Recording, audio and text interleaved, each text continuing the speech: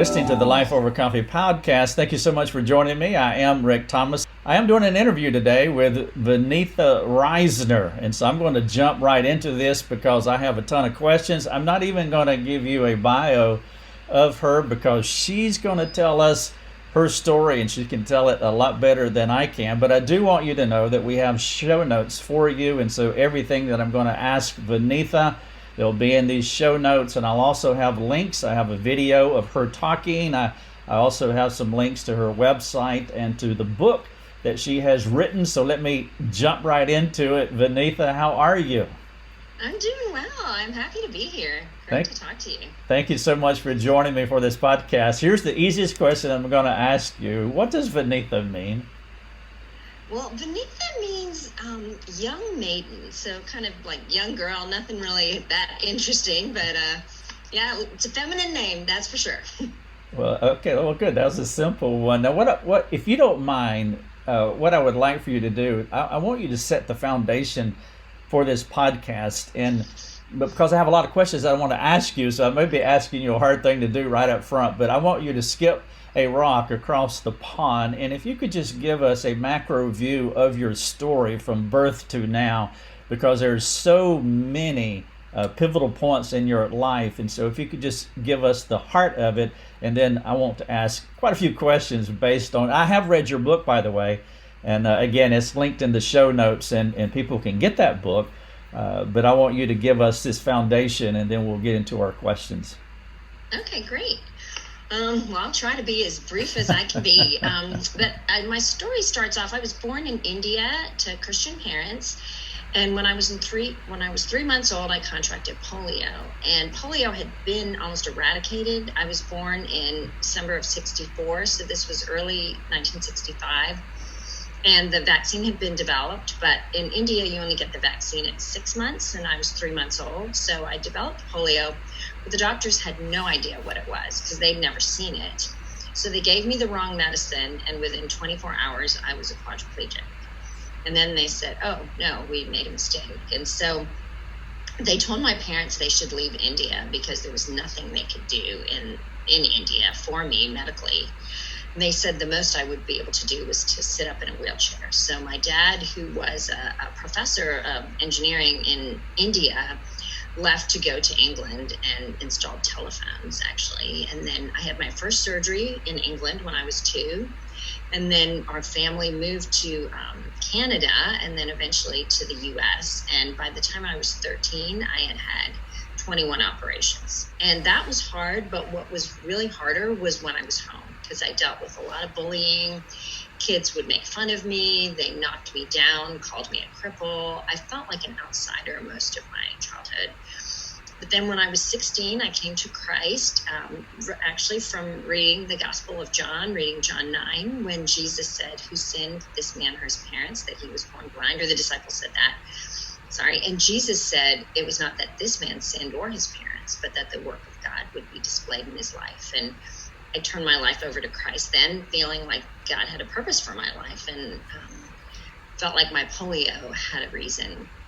And so I kind of had this new theology, though, after that. Like, everybody has something hard in their life. Right. And I already had my hard thing. And I really looked at other people thinking, you don't know what's coming down the pike. My life is going to be great. Yours is going to be hard because you haven't had your hard thing. And lived that way for quite a while, had a pretty successful career, met and married my husband in grad school. What was your career? First I was in a banker. I was in commercial lending for 4 years. Then I went to Stanford, got my MBA, and then worked in product marketing. I was a product manager. You said quadriplegic, right? Yeah. Well, what happens with polio is, so your body, immediately your motor neurons die when you get polio, the areas that are impacted. And I had polio in one limb, but then they gave me the wrong medicine. It was spread to all 4 limbs, and that's why I was a quadriplegic. But your body sprouts what they call now secondary motor neurons. So over the next year, you regain strength in areas that they thought you didn't have any. So I regained strength in certain areas And then what they started to do was muscle transfers. So I couldn't walk, but they would transfer a muscle. If I had two muscles in a certain spot, I mean, that a normal person would have, but you only need one to actually walk or to do something. And so they started transferring muscles. So like this I didn't have explains some muscle, but I had one in my ring finger, and you don't need your ring finger. So this explains the 20-something surgeries. Yes. And so by the time you were to just get me. by the time you were a professional person, what was your mobility like? I've always walked with a limp. I have no shoulder muscle. So those are the main two things that people would notice. Like my arms are weak and I can't lift anything really high. But besides that, I had a pretty normal life. And probably the most physically active was the time that I'm telling you about now, which is when I lived in Boston, and when I went to grad school. I walked to work, I drove a car, I did everything that I needed to do. And so most people would say they could tell I had a disability because of my limp. Right. But through all my exercising, I would exercise like twice a day. I belonged to a health club. I'd get on the exercise bike. I'd swim. So I was trying to get myself as strong as I could be. So, yeah, that's a great question, because it sounds like, how did you do that? So all your suffering's over. You're in a career. What's next? Okay. So get married, and my wife have a daughter, Katie, have 3 miscarriages, which was really hard. Wasn't part of the plan. That I was thinking, God shouldn't let this happen. I've already suffered. But then ended up having a son who I found out when I was 20 weeks pregnant had a heart problem. And so we had to have heart surgery for him within a week of his birth. We did that. The surgery went really well. He had a condition called hypoplastic left heart. We got one of the best surgeons in the world. And he was doing wonderfully after the surgery. But when he was 7 weeks old, not quite 7 weeks actually, we took him in for a checkup, and our regular doctor was not there. And so he gave us a substitute, and that substitute was not familiar with our son's condition. And when we went in, he said, "Oh, your son looks wonderful. We need to take him off a lot of the medicine that he's on." And he did. And within 2 days, our son died. And that was kind of shocking to me, because I didn't expect that. And I really pulled away from God from that, because it just felt like I was promised a life, I thought, and God wasn't delivering on his promise to me. So I pulled away from God. And it was interesting, though, right after he died, we had the funeral, and I really spoke at the funeral. My husband and I talked about how God never makes a mistake, how God carried us through, and he really did. But it was sort of afterwards that I started to feel really ripped off by God and angry. And yet God really met me in amazing ways that I can talk about later after that. And so God ended up strengthening my faith through that and really changing my theology.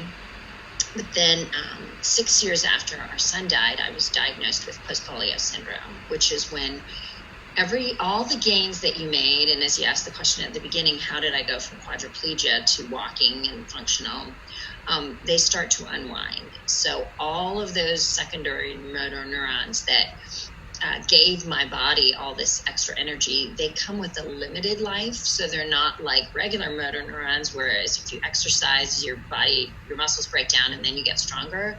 Whereas with post-polio, like, you have 1,000 watts of energy, and everything you do, you're taking away from that. So the more you do, the weaker you get. And so eventually, when I went to this clinic, I found out that I will probably be a quadriplegic again, because my body is just unwinding. And I've seen that. I use a wheelchair often now. I can't use my hands very much. I use voice-activated voice recognition software to write. So basically, my body just started unwinding. And then the next thing is, so 6 years after that, just trying to get a hold of what my new life was going to be. My husband came home and told me he was leaving for someone else. And I was left as a single mom raising 2 daughters, ages 10 and 14 at the time. And he actually moved out of state. How old were you at that time? I was 44. Yes. Okay. So my daughters were pretty angry, just trying to deal with the fallout of rebellious teenagers and anger. And this wasn't the life that they wanted, and it wasn't the life that I wanted. But so my ex-husband and I eventually divorced. And then 6 years actually after he left, I remarried an amazing guy named Joel. And we've been married 5 years. I want to connect, if you don't mind, I want to connect a couple of dots. So there's a lot of disappointment there. But there's two disappointments that seem to be mirrors of each other. One was the misdiagnosis or the problem with the polio that happened when you were young. But then the misdiagnosis, your son Paul, right? Right. With Paul. So there's two medical mess ups there. Right. The earlier one, I suppose you're too young to comprehend. I mean, would that be accurate? Yeah, I mean, I just grew up knowing that it happened, but really because I was not conscious of what was happening or aware of it, I didn't really think about it much. Right. I remember counseling a guy years ago who is diabetic, and so he gives himself shots every day.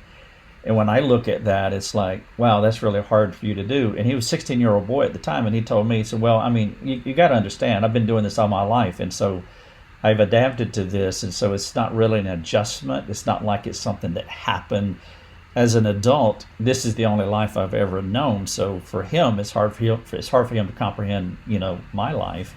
And so that's kind of how I would think about you always being this way. But the second time with your son, I imagine that's harder. Were there any anger issues and struggles, like say with the medical community and, what they did and what they didn't do and should have done? Yeah, I was really angry at first and didn't really know where to put my anger or what to do. I mean, a lot of people said I should sue because we really were within rights to do that because he had made a mistake. And then ended up praying about it a lot and trying to decide what to do because there was nothing we could gain from that. Our son was dead. I mean, a lot of people sue and they need the money for medical care. And there is a place for suing doctors when you don't want them out on the street doing the same thing again. But right. From what I heard from our regular doctor, I think he was pretty upset by what had happened and realized that he had made a mistake. And so I feel like God just kind of reminded me every time I would get angry that he was in that. And I think that was what ultimately helped me get past it rather than blaming the doctor and blaming the if only we hadn't gone in that day, if only we hadn't seen that doctor, if only, which I think that's some of the hardest part of suffering is overthinking it and thinking what could I have done differently.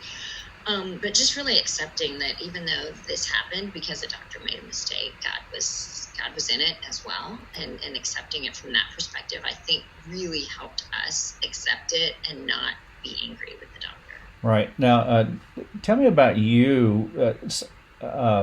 What kind of personality do you have? Some people are overly introspective, and they can get lost inside their head as they overprocess, overanalyze, overthink, and it's harder for them. Other people, their personality, they can kind of let things go. Do you have a processor that runs all the time where you're overly introspective, or do you not struggle that way?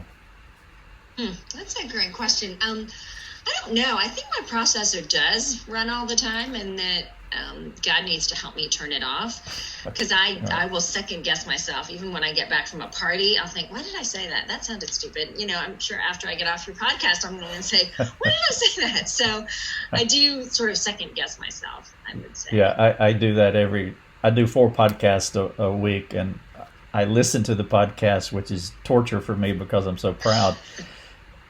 And I think every teacher, every writer, you write a book, you go through the same thing. It's like, oh, I should have said it this way, should have done it this way. All right, so what I'm hearing is that so your life, your physical condition now is like a battery that is diminishing day by day, week by week, month by month, and so you are trying to conserve energy so that you can have a better quality of life. Is that fair? Yes, definitely. Okay, so where are you today health-wise, like right now? It's a great question.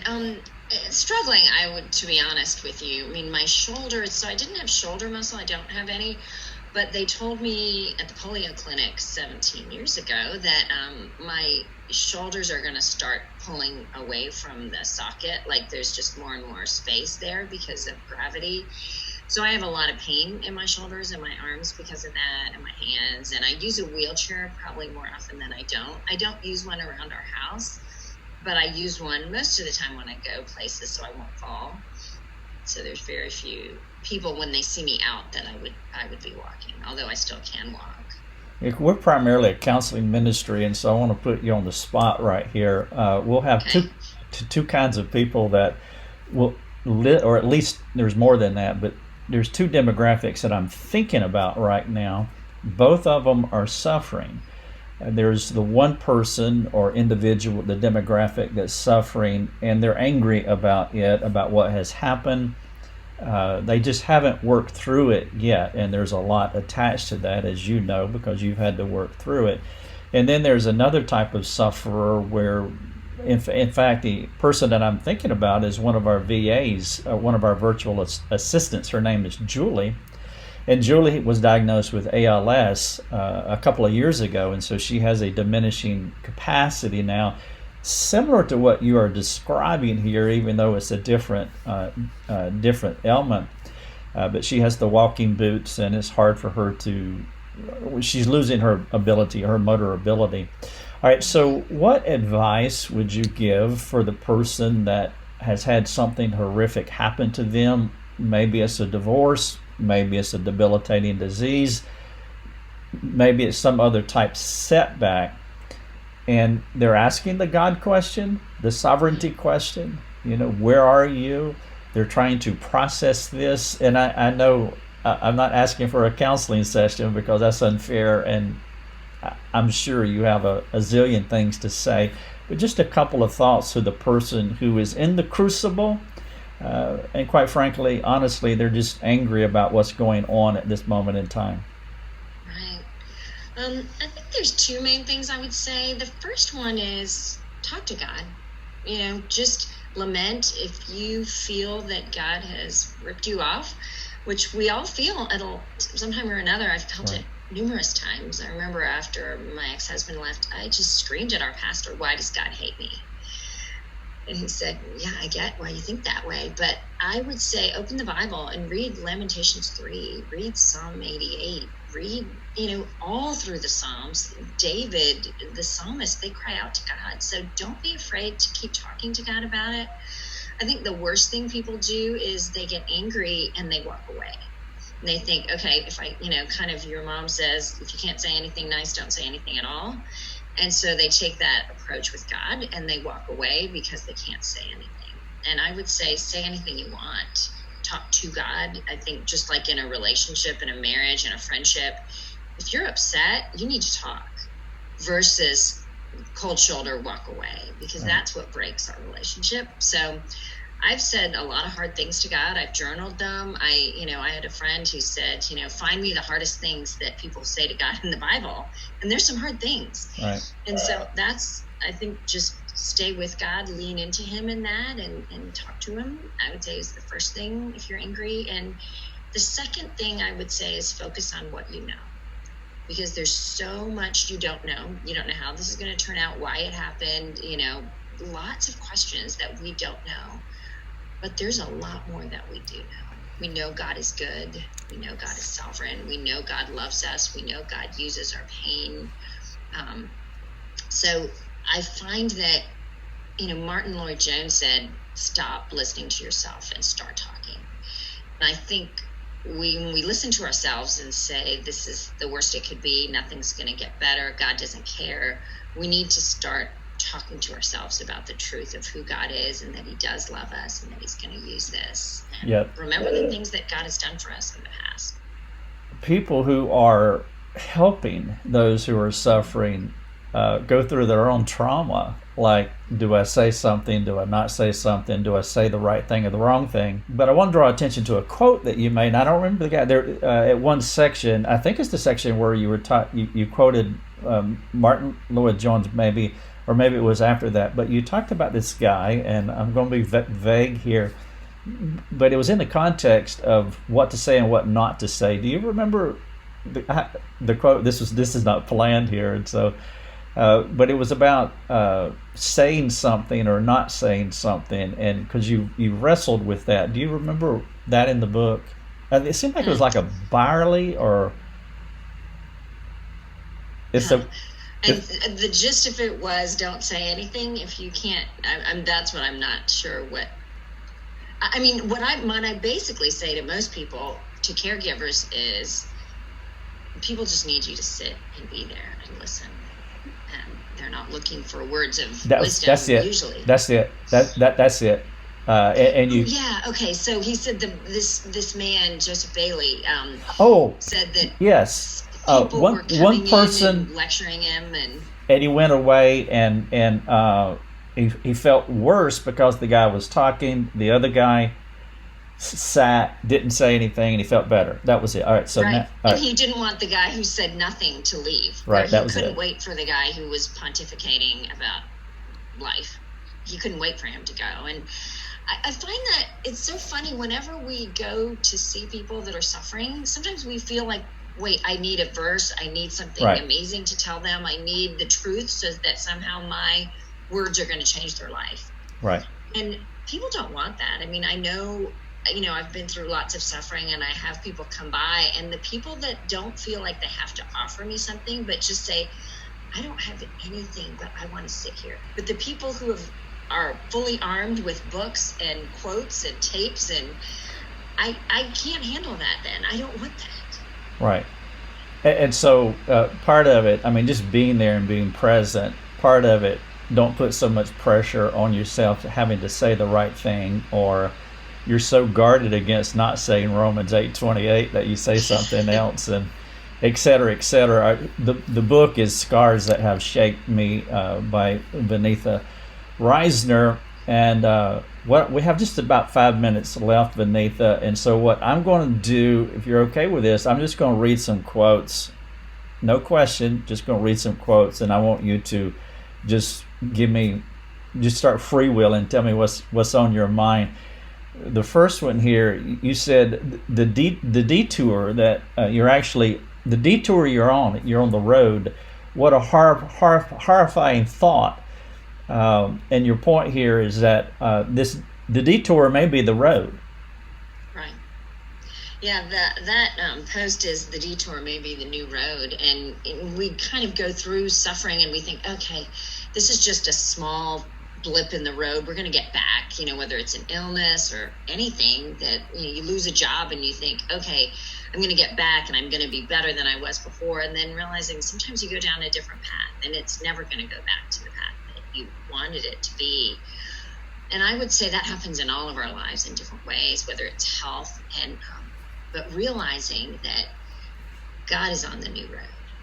We keep thinking we met God or we were in a really good place on the old road and we want to go back. But I think what's helped me when I want to go back to the old roads, like when my ex-husband left, was realizing God is on this new road with me.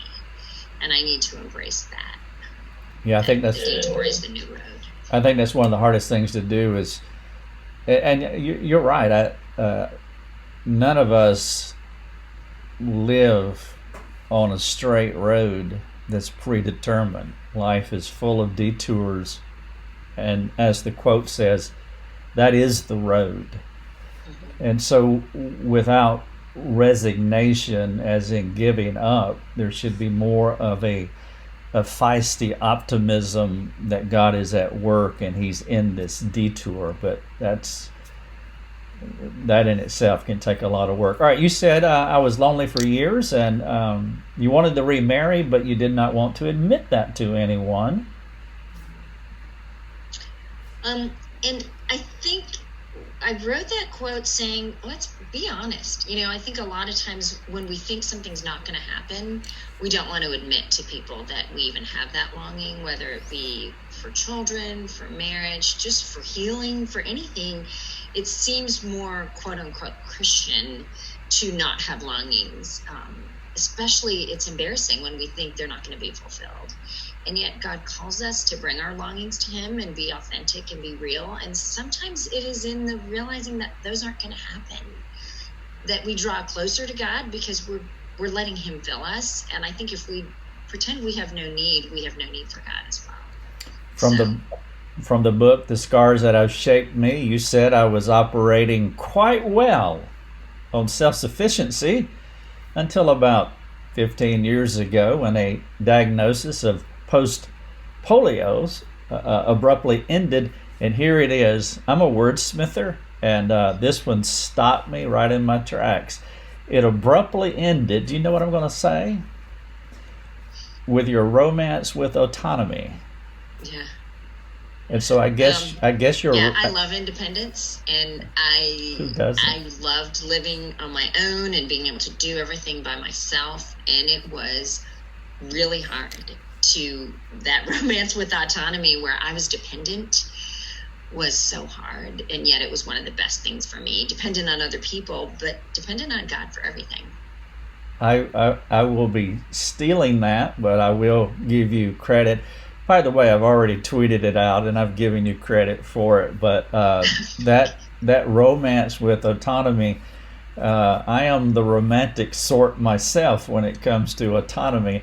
I want a similar quote, because this whole thing of self-reliance and self-sufficiency, it is a big deal, and you're probably the poster child for the anti-self-sufficient life. But you said self-sufficiency and dependence or independence is part of the American way. It allows us to provide for ourselves relatively little uncertainty or inconvenience. Mm-hmm. Yeah, I mean, you take a look at the major warehouse clubs, and we don't want to run out of toilet paper or anything. We don't want to depend on anything, even last minute. And I think for me, it was hard to realize I'm dependent on God day to day. I'm dependent on other people. And in that article, I think I talked about the widow of Zarephath and how, we all say, oh, that's so neat. She had the oil and the flour that she needed every day. She needed to depend on God. And yet nobody wants that. We want to have money in our bank accounts. We want to know what's going to happen tomorrow. Everything is needful that he sends. Nothing can be needful that he withholds. Everything that I have is God has sent it. It's important. I need it, whether it's suffering, sorrow, pain, tears. And then nothing that I don't have, I need. There's nothing that I don't have that I need. And we often look and think we need those things. Even when it's like I miss a conference because I have a sick child, and we think if I only had been there, my life would be different. I'd be a better parent. And then realizing, no, if you didn't have that, you didn't need it. I am talking with Vaneetha Risner. This is episode 231. I have links in these show notes for you. And what I want you to do is I want you to go out to her website. I want you to check it out. There's some videos. You can hear more from her. It's kind of unfair because there's so much that I would love for you to hear from her. But it's a 30-minute podcast, but there's a lot that you can absorb from her website. I do want you to read her book, Scars That Have Shaped Me. Vaneetha, in 30 seconds or less, do you have a writing project, a speaking engagement? Do you have anything that you want to plug right now? Well, I have a new book, but it's not coming out till January of 2021, and it is a memoir. So it will tell in way more detail all that I've talked about and how God has met me in my own suffering, as well as the places that I've really questioned my faith and the times that I have. And I love to speak about suffering. I write for Desiring God, so I write once a month for them. So you can find my writing there and my blog. And you can get my book on Amazon if you want a hard copy. Yes, okay. Thank you so much for joining me for the podcast. God bless. Oh, God bless you. Thank you for having me. You're welcome. You have been listening to Life Over Coffee with Rick Thomas. If you have a question for Rick, you can let him know by sending him a note through his website, rickthomas.net. That's rickthomas.net. Thanks for listening. Enjoy your coffee.